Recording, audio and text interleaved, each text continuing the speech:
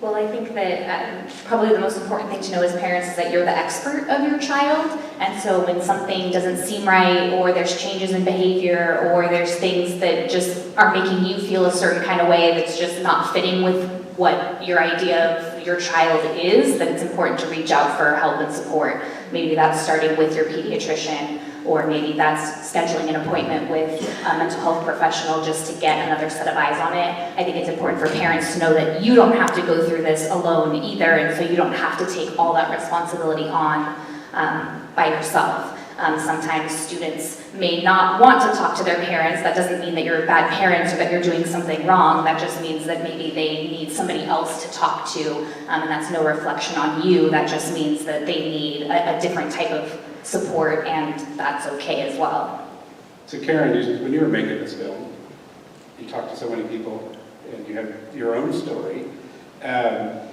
You know, if parents are seeing, you know, something's going on with my child, but they're not talking to me, what do they do?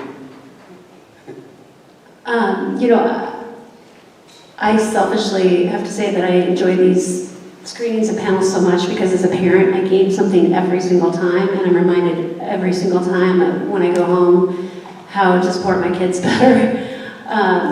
But, you know, when you know there's something wrong with your child and you can't get them to open up, and it begins this fear cycle. For me, it did for sure. You know, I was fearful that he wasn't talking to me. I knew he was withdrawing, and I was really worried about him not wanting to be in this world anymore. And so at one point, I remember him telling me, I said to him, you know, you're going to be okay. He goes, Mom, but I look at you and you don't look like I'm going to be okay. You know, all I see is fear.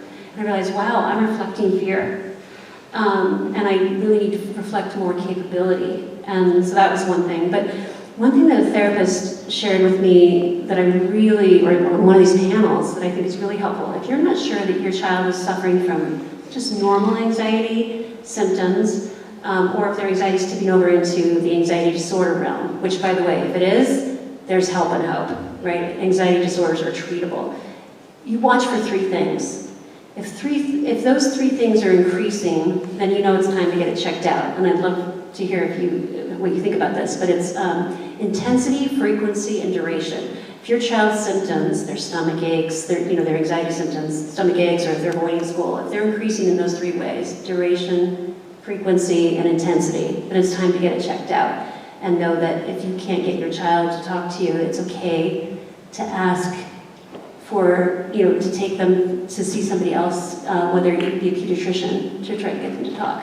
Yeah, absolutely. I agree with all of that, and I think that even if things haven't quite caught over to that level where things are getting out of control, it never hurts to build our toolbox of coping tools and strategies. So I think that anywhere that we can expose students or kids to appropriate coping strategies, whether that's modeling it as adults, I'm feeling upset, I'm gonna go take a break, or I'm feeling anxious because I've got this job interview coming up, here's what I'm gonna do to help myself through this. Being able to model those things, being able to build their toolbox is going to help them, whether they're experiencing a significant level of anxiety or just a small amount of anxiety, whether it's crossing over into a disorder. I think it's important that kids have those coping strategies.